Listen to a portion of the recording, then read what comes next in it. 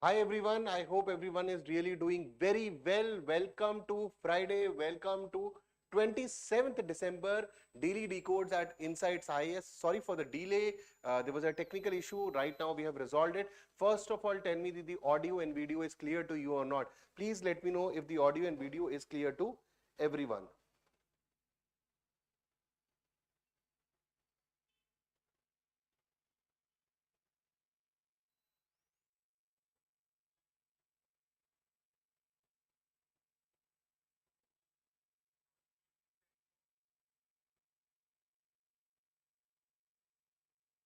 Okay, so I think audio and video is clear to everyone now.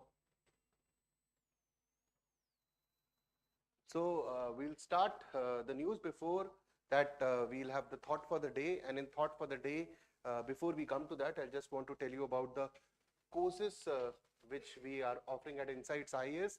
So OGP 2026 batch is starting on 2nd January 2025. On this number, you can contact, get all the details, 8069 40 5205. And then you have a QR code where you will get all the details. This course comprises of GS, CSAT, and SA. So this course is starting the next month, and New Year is also coming. So if you want to focus on your UPSC preparation in detail, you can become part of this course. Now let's move towards the thought for the day, and the thought for the day starts with I want to talk about Manmohan Singh Sir, the former and now the late Prime Minister of India. We lost him yesterday. Uh, he was an esteemed leader.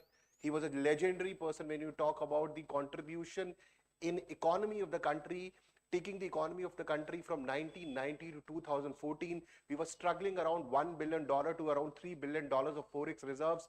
When he, in 2014, when he relinquishes the office, the forex reserve of the country had moved more than $300 billion. He leaves a legacy.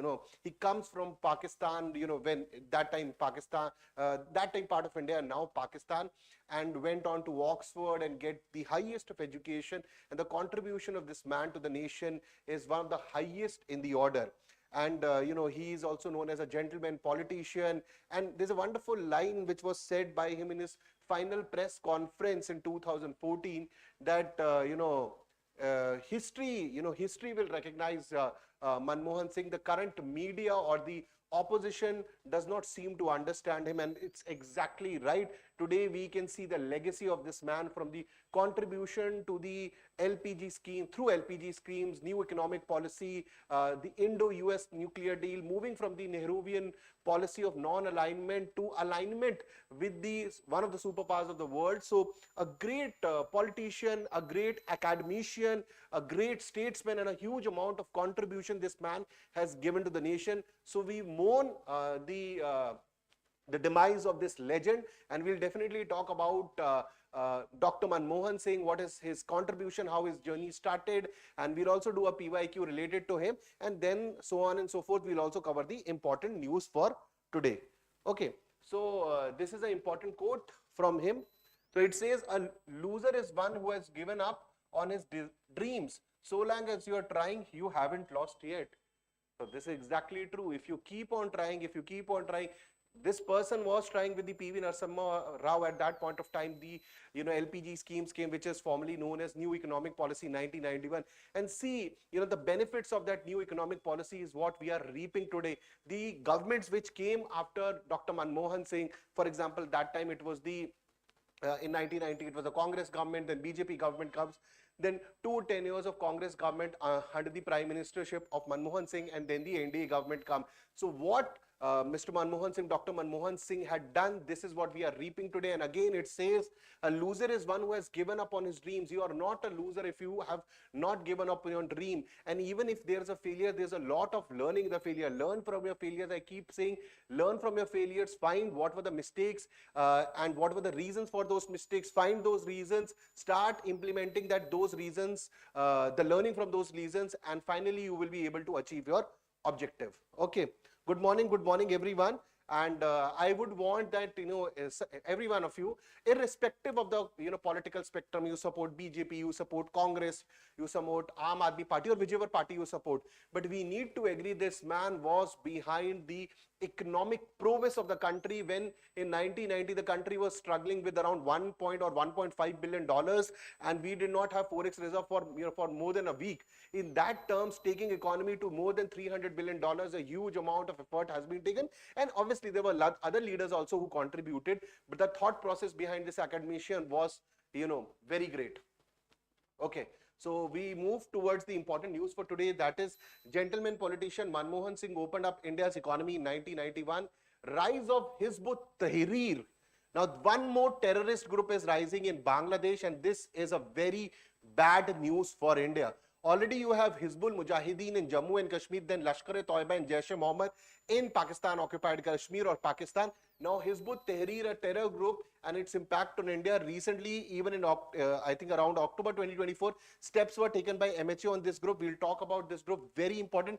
This was not covered by The Hindu. This is an international news, covered by other media, which I have taken for you so that you get to know, because many times Hindu is not covering a lot of news. So need to equip youth with skills in emerging technology. Prime Minister is talking about. Veer Divas was celebrated on 26 December, that is yesterday, and he has spoken about artificial intelligence, machine learning, that the focus of the youth towards this technology and skill set needs to be given for their enhancement. In editorial, we'll talk about India must take measures to reform and management crowd. This is basically coming from what happened, the stampede which happened at the cinema or the theater when Pushpa 2 was going on, and there was a surprise visit by actor Allu Arjun.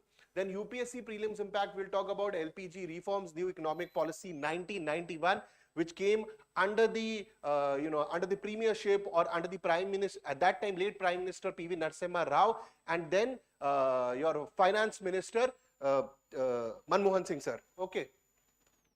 So now let's move to the first important news for today. That is, gentleman politician Manmohan Singh opened up India's economy in 1991. So before we move, India mourns the loss of one of the most esteemed leaders. We lost him at the age of 92 years. He had been taken to AIMS, and finally the demise of the late doctor happened. The former Prime Minister, regarded as the architect of India's economic liberalization, privatization, globalization, and these multiple companies which you see today, these multiple startups which you see today, this multiple capital investors, angel investors, venture capitalists which you see today, which are investing in India, and how our share market and everything are rising India, which you are seeing, you can say that the seed of this, what you see, the fruit which today you are seeing, seed of this was done by Dr. Manmohan Singh. That was the man behind it who did it. So he was born in 1932, now Pakistan, and from 1932 the legacy till 2024. So if you see, in this month we have also spoken about in the Daily Decodes about SM Krishna Sir, who was the brand Bangalore, and in both the cases of Dr. Manmohan Singh and SM Krishna, both coming from the Congress party, and SM Krishna Sir later shifted to the BJP also. So both, if you see, both came from a very, I mean to say, they did not come from very rich families. They came from a low background.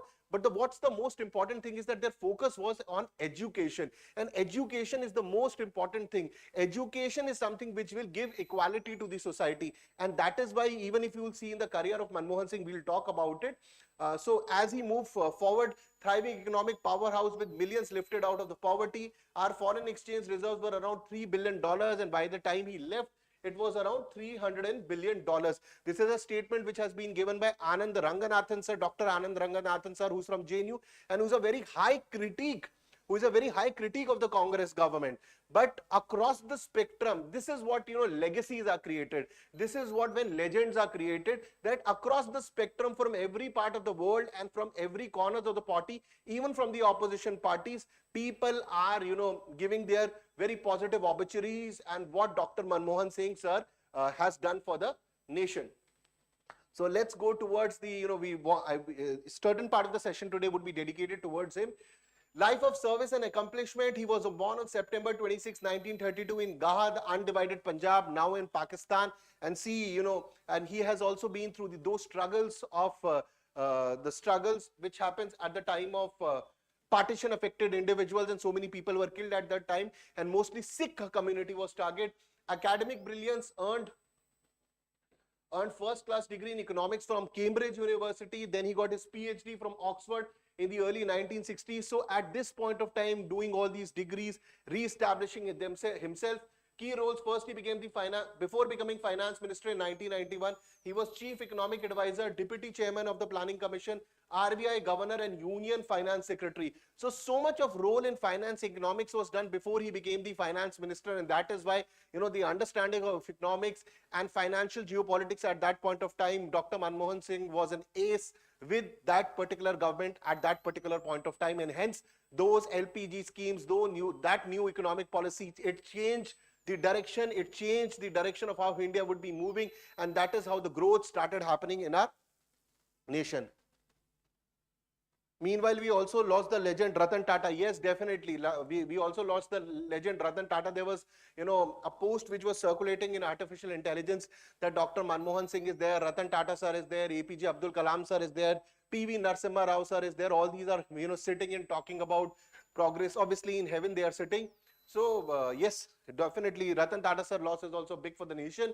So, 1991 economic liberalization, as a finance minister under Prime Minister PV Narasimha Rao, Dr. Singh implemented transformative reforms, redefined India's economic trajectory, and there was a global recognition for him that he was able to take India out of the economic turmoil.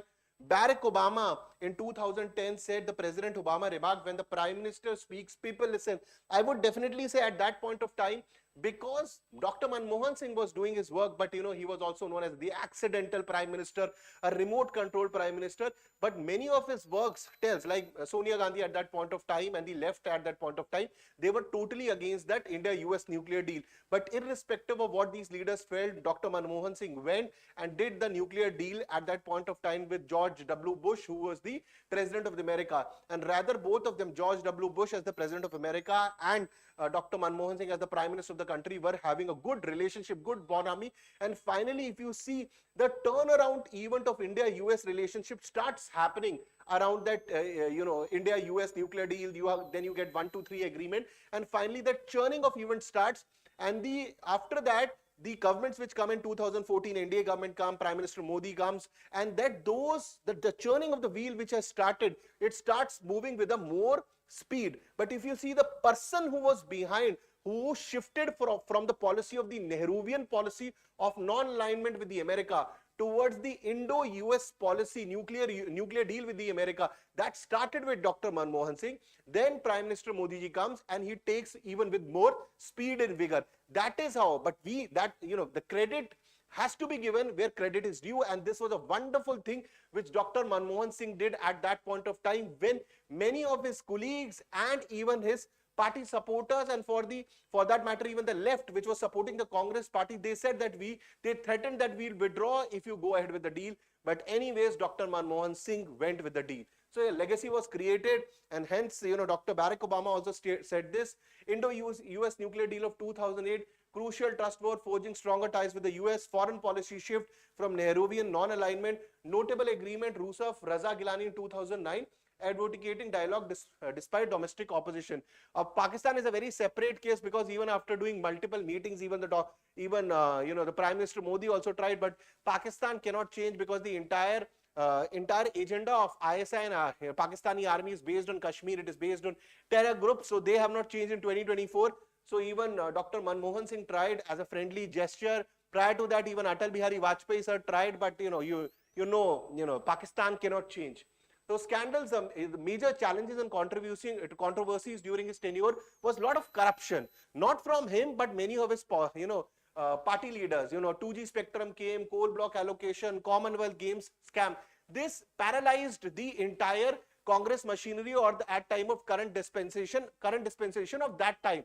And there was a lot of allegations against the Prime Minister Manmohan Singh that he is not the taskmaster. He is not able to control all this. So that was the allegations against him, that there is a policy paralysis. He is a remote control by Sonia Gandhi, and public disapproval. This also, he is the Prime Minister of the country, but Rahul Gandhi going in 2013 and tearing that ordinance in front of the people, and then that Nirbhaya gang rape in 2012. These were certain things which were the challenges at the time when Dr. Manmohan Singh was the Prime Minister.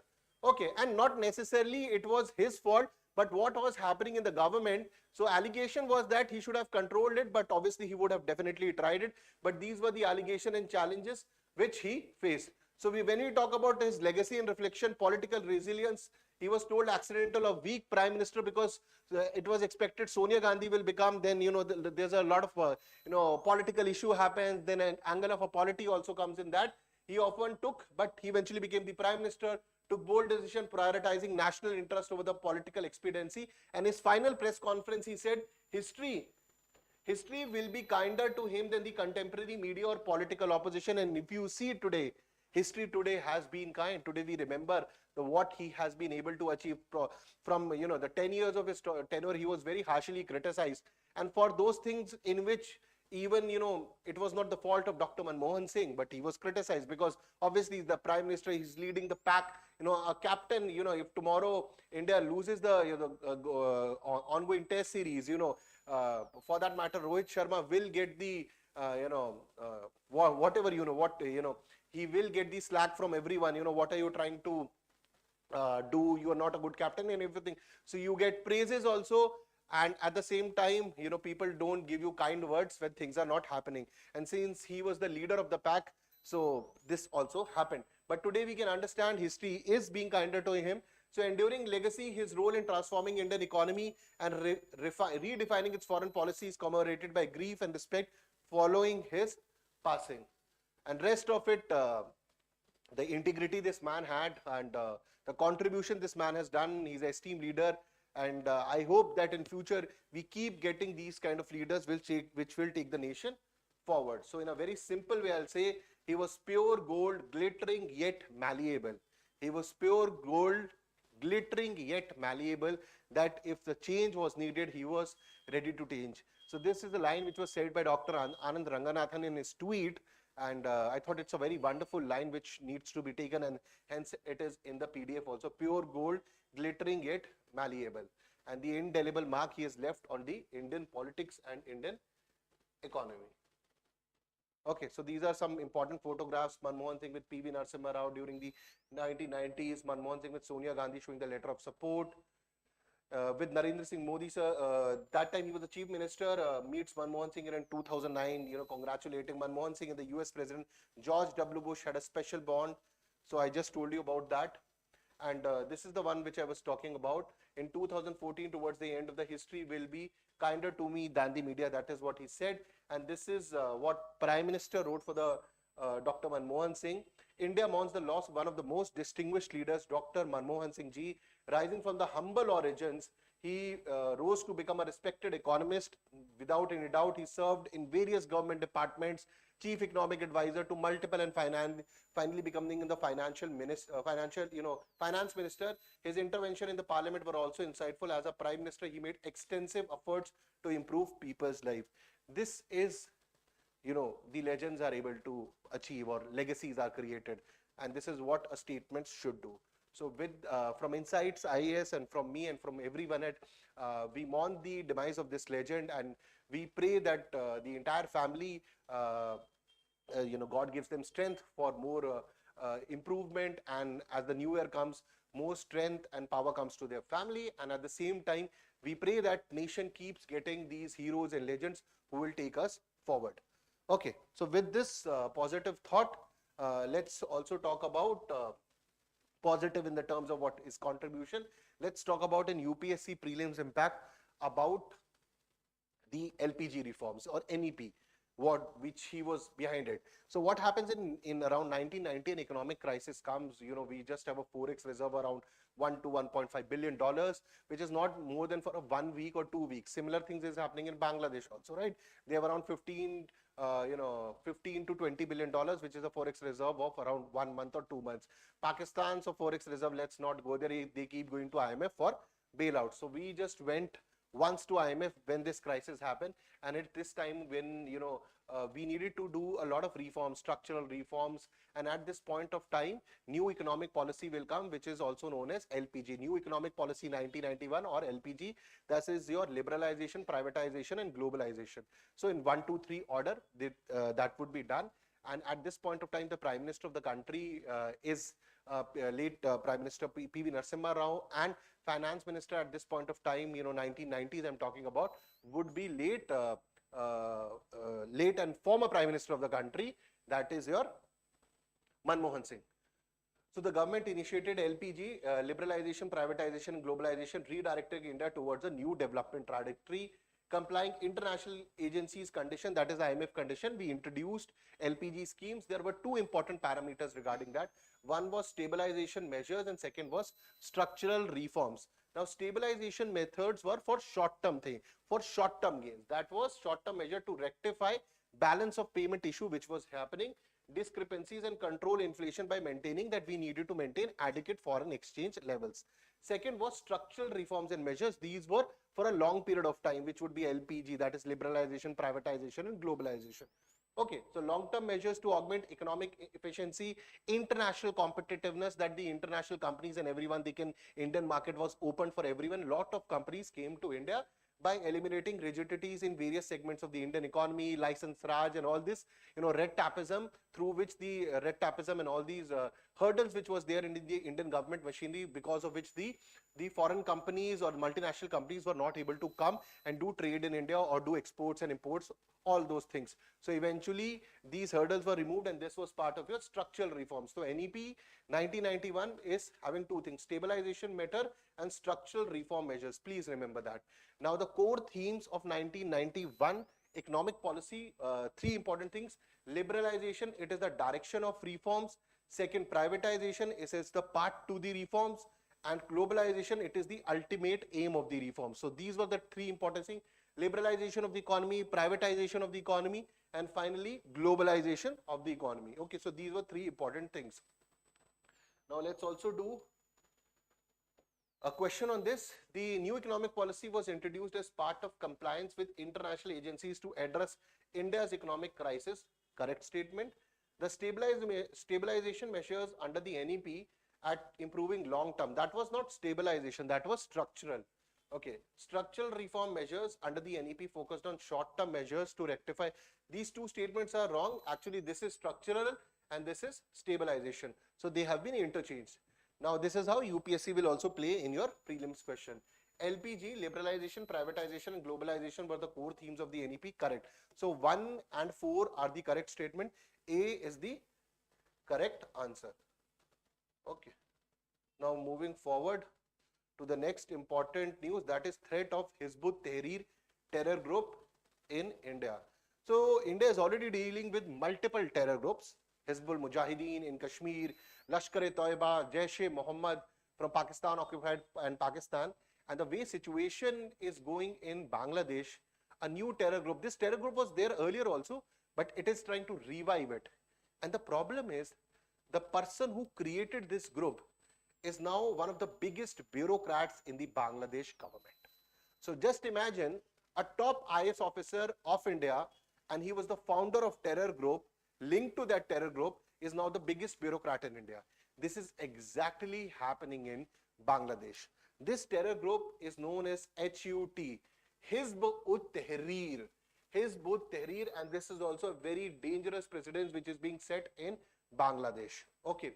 So around mid-October, India added a new group to its terror list, group that was not recently active. It's called Hizb ut-Tahrir. Hizb ut-Tahrir group, it was founded in 1953 in Jerusalem, that is in Israel, and the focus of this group is exactly same, which is the agenda of ISIS, that is a global Islamic caliphate, and then they want that the entire Muslim Ummah will listen to them. So global Islamic caliphate, a leader would be created and the entire Muslim population would be listening to them. If you remember, this was the same thing that Baghdadi, the head of ISIS, used to talk about. And what Trump and the America did with him, everybody knows that Baghdadi is dead. Now this group in Bangladesh is also having the same agenda, that global Islamic caliphate similar to ISIS, and this terror group is rising. So despite its claimed rejection of violence, now this says that we are against violence. If you see, these terror groups are also trying to manipulate. They are also doing psychological warfare. This is a similar trend which we are seeing in Syria also. The group there, HTS, if you see the HTS group over the last 2 weeks, more than many of the European countries, international leaders are meeting. You must see his dressing has also changed. So he used to wear those outfits of terror groups. Then he shifted to that army uniform, and then the army uniform similar to what Zelensky wears, civil clothes combined with the army clothes. Then today he is also being seen in suits, and he's trying to change his clothing to appeal and to appease the Western leaders. Similarly, all these groups are also talking about that we are against violence. They say that they are against violence, but they use all the methods to perpetuate violence. That's the problem with them. So when you talk about this group, claim rejection of violence, methods and leadership position in Bangladesh raising alarms. Okay. Now, when you talk about the background, it was created in 1953, Jerusalem. The name translates to Party of Liberation. Even for that matter, these terror groups from Pakistan, it said Army of the God, Liberation of the God. All these positive names are taken, but in the name of the God, they are just killing innocents, and that's the hard reality for everyone. Okay. So, reject secularism and democracy, aiming for global caliphate akin to Islamic State. I've already told you. Methods, officially non-violent but uses radical propaganda to dismantle democratic values. Now, the problem is that this group which we are talking about, Hizb ut-Tahrir. Now, this group was founded in Jerusalem. But if you talk about its history in Bangladesh, this group starts in 2000 by Nasimul Ghani. He was a former bureaucrat, but again this person has been given a very important position in Bangladesh government. Just imagine a bureaucrat who started a terrorist group. He is in the current government. He is the person behind Hizb ut-Tahrir. And then there is one more person which you have seen in the news recently. He recently posted on Facebook also an extreme post against India. And this person's name is, let me just go to this person. I'll also show this person's name is Mahfouz Alam. And this is the kind of post which he posted. So this is your Nasimul Ghani and this is your Mahfouz Alam. And he said, India has pursued a program of control and colonization. This was said on the 16th December. The Bangladesh Victory Day and whatever they call. And now see this map. This is the map. It was posted and he is the part of the Bangladeshi government. So this is the map of Northeast, and if you see, they see it basically trying to say that they will occupy areas of Northeast. Okay, this is the map, and they say that we also have dreams and we also have courage. So these two people and this person who is part of the government, straight away, putting posts on Facebook is questioning the legitimacy of India on its land and this kind of thing that we will take your land. And these people are part of Muhammad Yunus government who claims to be more liberal in nature, who claims that they will take minority with them. So whatever Muhammad Yunus is saying, it's a blatant lie and nothing else. Okay, so this is the harsh reality. This person, your Mahfouz Islam and Nasimul Ghani, now he is the Home Secretary of the Bangladesh. Home Secretary of the Bangladesh is founder of one of the most important terror groups of the Bangladesh. Just imagine. So terrorist group leaders are becoming the part of the government. This is like Syria. Okay, this is just like Syria only. So if we go back into this, so formation, he is the person behind this Hizb ut-Tahrir.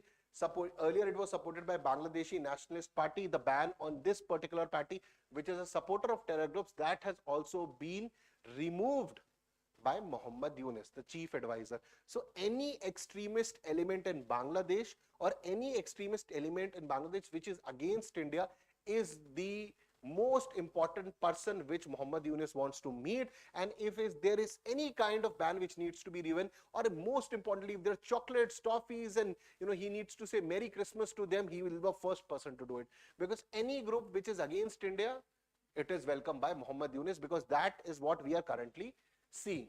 So indifferent to the radical Islamists, in 2009, Sheikh Hasina banned this HUT.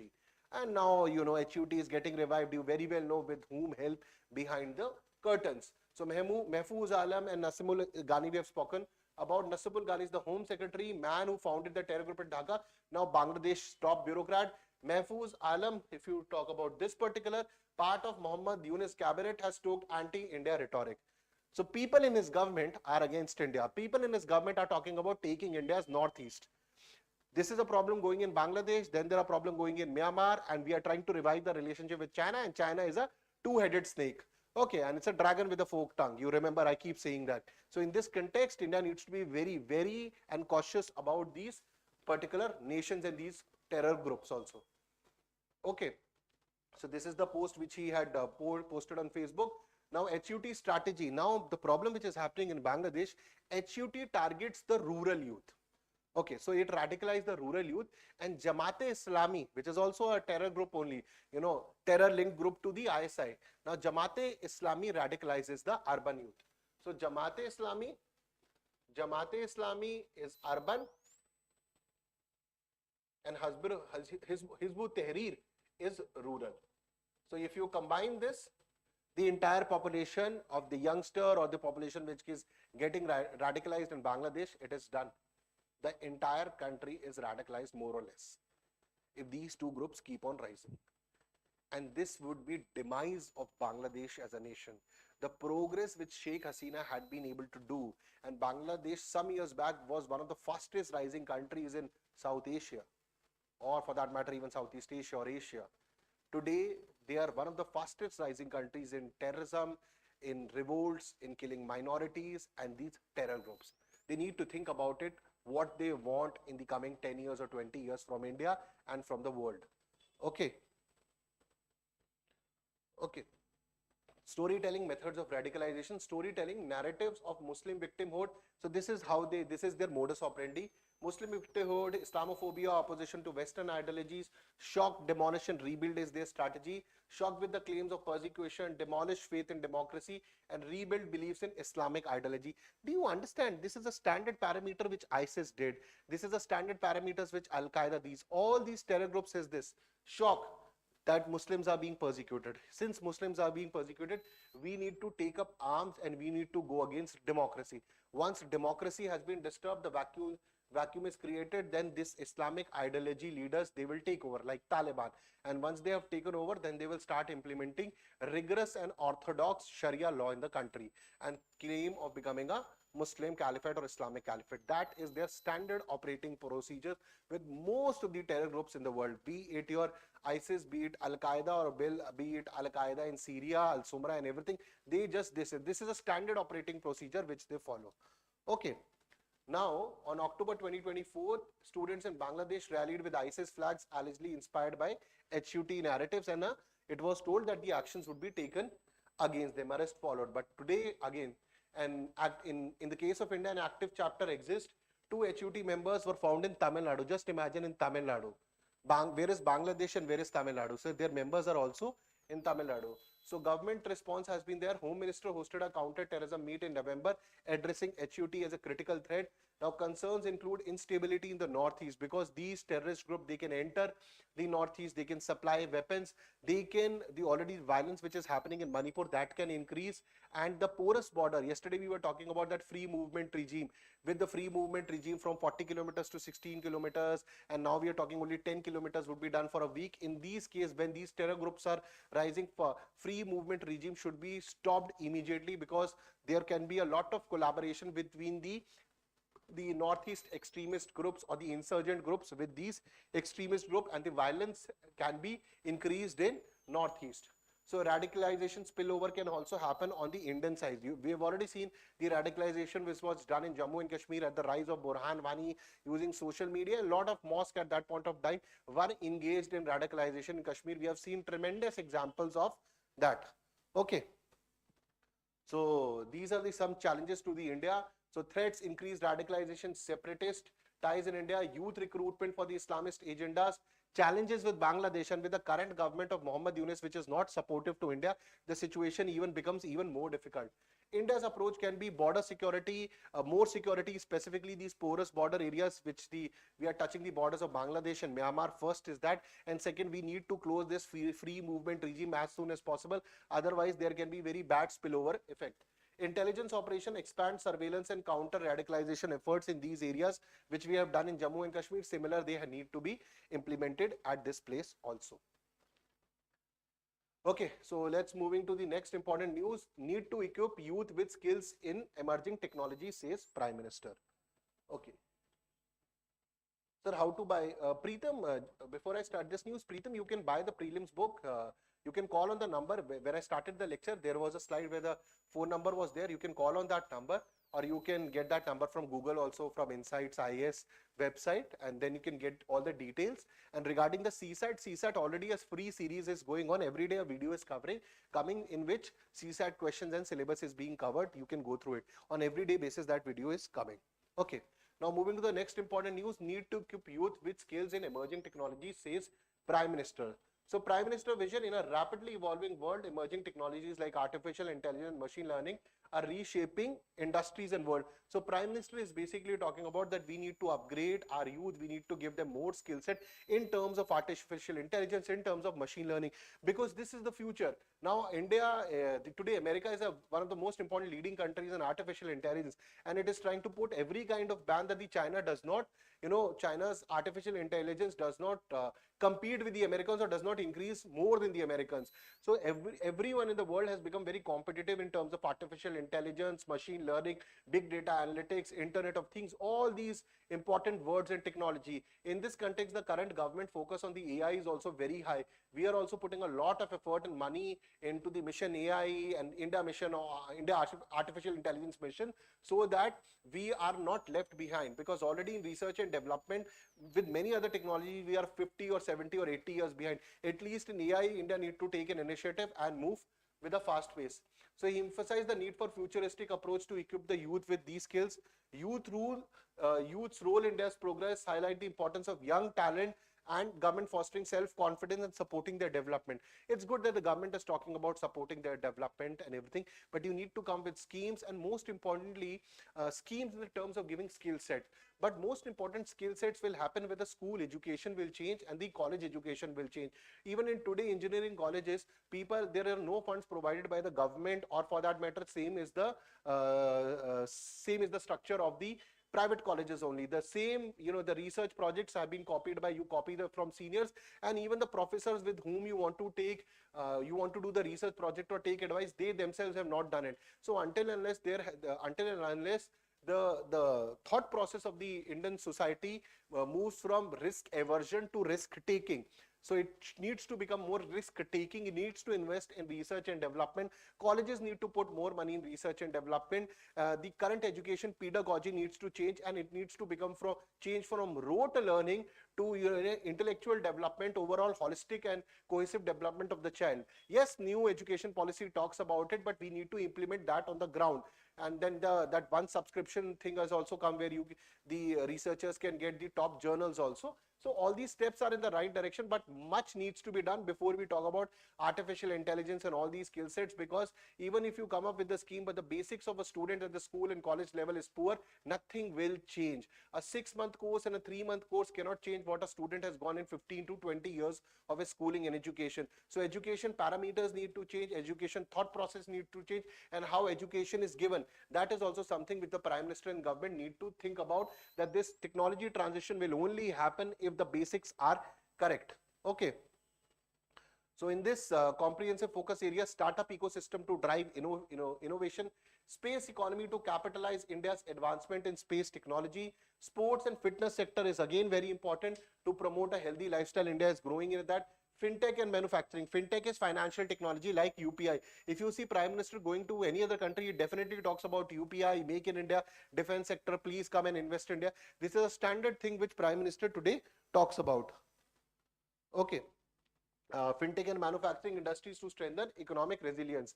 Skill development and internships to prepare youth for emerging job market. Now, skill development and internships are very important. Internships at top firm, because when a student gets an internship, he gets to know what was taught in his education and what industry demands, and this internship can be a balancing point, and that can be a bridging point for the development from his education, plus giving him that particular technology or that development in his mental capability which can fetch him a job.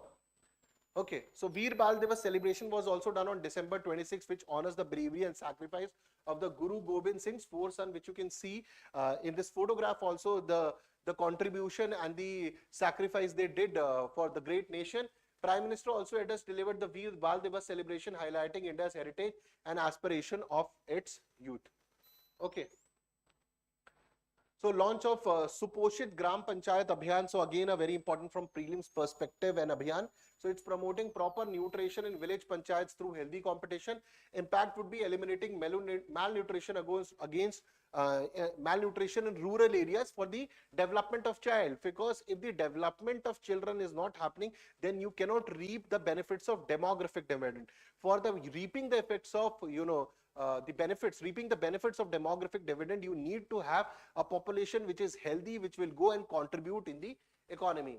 So for the call to the action for youth, sectoral excellence, PM urged the youth to make their mark in diverse fields, including railways, semiconductors, travel and astronomy. Please read railways, semiconductor and railways. Vande Bharat has come, new technology is coming. Semiconductor deals with Singapore has been done. Semiconductor incorporates your AI also. Then travel and astronomy, and that too at the global standards that we youth need to contribute. That means the focus of the government in these sectors in the coming years would be very high. Now let's come to the question. Discuss the role of emerging technology like artificial intelligence and machine learning in shaping India's future. How can youth-centric policies as envisioned by government contribute to achieve this vision? So this is the question which you need to go through, and there are certain areas which you need to Google or which you need to find the answer through books and write. It's a very good question. Let's move to the next important news, but before that, 6th January 2025, Conquer Prelims 2025 batch is starting, which is focusing on the coming prelims of 2025. Now, prelims is a very important area because if you don't qualify prelims, you definitely cannot write mains. And you need a good strategy to clear. This is where you can get the best strategy.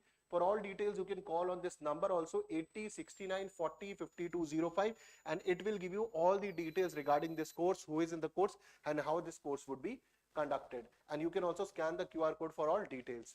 Now let's move to the important editorial for today. That is an avoidable tragedy. India must take measures to reform crowd management. A very important editorial, very important.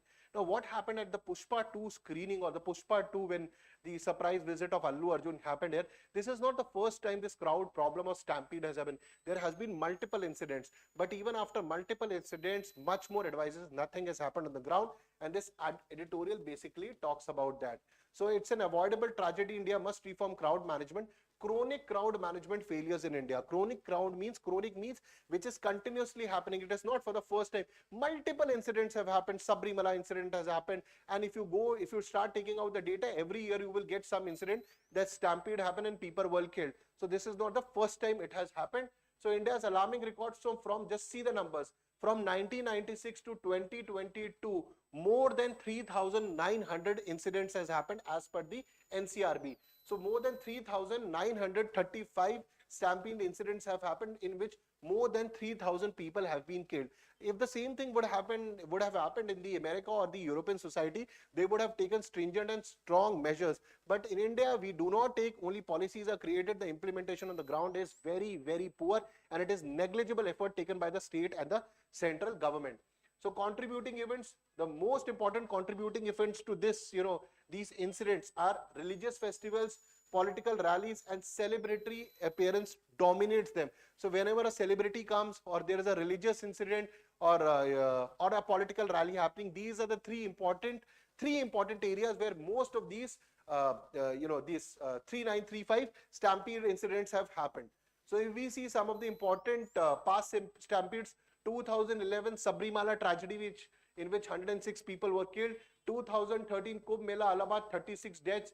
2014 political rally, over 30 fatalities. So these keep happening. Every now and then you will hear an incident that so many people were killed. So even after this, state and the central government do not take important actions to stop them.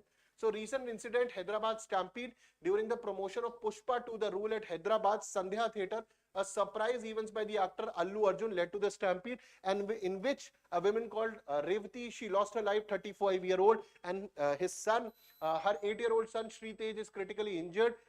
It's a good thing that the Allu Arjun and the entire film fraternity, they would be the production team has pledged to give 2 crore to the Revati's family. Very good. But at the end of the day, 2 crore will not get his mother back. It's a good gesture by them, but what has to be, the strong question needs to be asked. First important question is that, was Hyderabad police adequate prepared for the crowd size? Did actor and the team respond swiftly to mitigate the crisis? And second, is it the responsibility of the actor Allu Arjun and his team to mitigate the crisis, or it is the duty of them or local police or administration which needs to do? So, and if the visit was happening, what did the Hyderabad police know? What were the measures taken by Hyderabad police? A proper investigation, and can only tell what was the reasons behind it. So, recurring issues: mismanagement, negligence, poor planning mirror previous tragedies. So, if you see these previous tragedies, it's the same thing: Sabrimala, Kumbh Mela, Patna political rally, and then the promotion of Pushpa to the rule at the Hyderabad Sandhya Theatre. It keeps repeating. So what can be the key measures which can be done? First of all, we need to have spatial comfort. There need to be space comfort, thermal temperature conditions for large gatherings, hydration facilities, drinking water facilities. Somewhere even these basic drinking water facilities are not there. Infrastructure planning: establish multiple well-marked entry and exit point. Where is entry, where is exit? That has to be there. Plan points to accommodate projected crowd size. That how much crowd is expected, and when much more than this crowd will come. For example, 10,000 is expected and 20,000 people come, or 15,000 people come. How the police and the entire management will take care of that entire crowd? This is a study which needs to go before the event is done. Okay, so then your emergency preparedness: deploy medical aid teams and trade personnel on site, implement chaos management protocol with clear communication strategies. Technology: you need to use AI and surveillance. Today everyone is using these high-tech surveillance system to monitor crowd behavior in real time. You can put drones which are connected with the artificial intelligence, real-time surveillance, how is crowd behaving, and if there are any chances of a crowd mismanagement or a stampede happening, before that it happens, prior measures can be taken. Employ mobile alerts and app to guide crowd movement and emergency updates. Like you have these early warning system which are there at the Odisha coast, and people get their messages on WhatsApp. Even if you remember, if some kind of earthquake or any of these environmental catastrophes coming, we start getting this message on our phones. So this is what the update starts coming. Similar updates can be done for people going to these crowded places.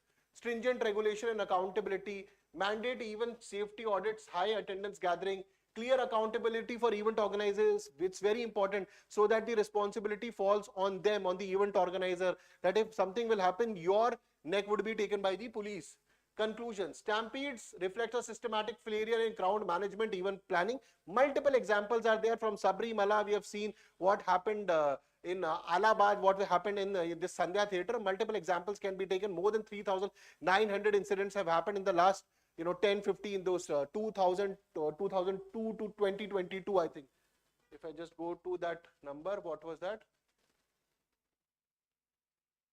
No, sorry, 1996 to 2022, not 2000 to 1996. So more than 3,935 incidents and 3,000 deaths have happened. But even then, we are still discussing, what can be the measures. Measures need to be implemented. I am very sure that the government has much better than measures and the system to implement this on the ground. So rigorous measures need to be taken, and Revati's tragic death is a stark reminder to the urgent need of actionable protocols and ground action which we need to do. Otherwise, many more Revatis and many more Streetage and many more people like us will be getting killed in these stampedes, and nothing will move. The buck needs to move. It is a very important thing the state and the center takes immediate action so that these kind of incidents are not reported in the country. Okay.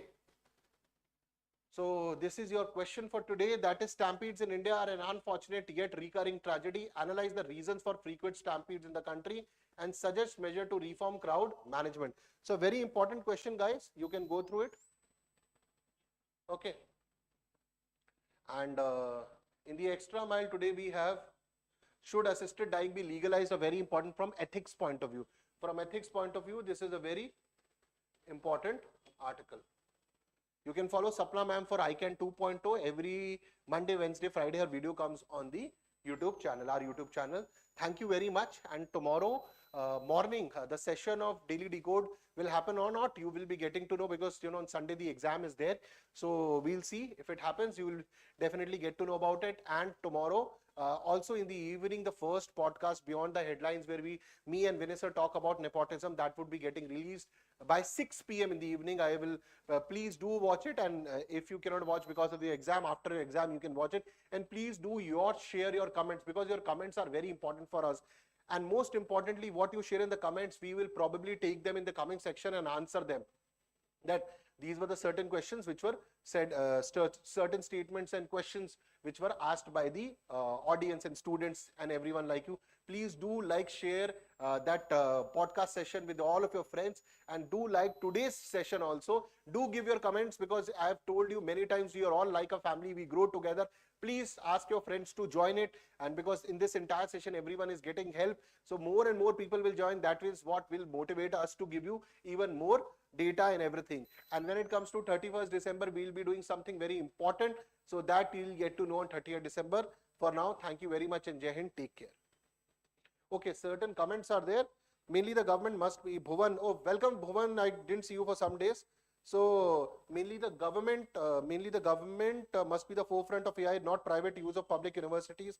Their research, reforms in IT. Private can also become a part. Effective crowd management only comes with creating awareness. Correct. Both cinema and producer and Hyderabad police should work together before allowing high profile. Exactly, Bhuvan, even my point. Also, if people themselves are not educated about the harm they are causing, any other solution is useless. Problem must be solved at the root level. Exactly, Bhuvan. This is for crowd management also. This is for education also. Until unless the changes at the school and college level does not change, this AI and everything, these would just become fancy words also. So guys, thank you very much. Jai Hind, take care. We'll meet up tomorrow. It was again wonderfully connecting with you. And sorry for the inconvenience today that the session took 7 or 8 minutes delay to start. Bye-bye.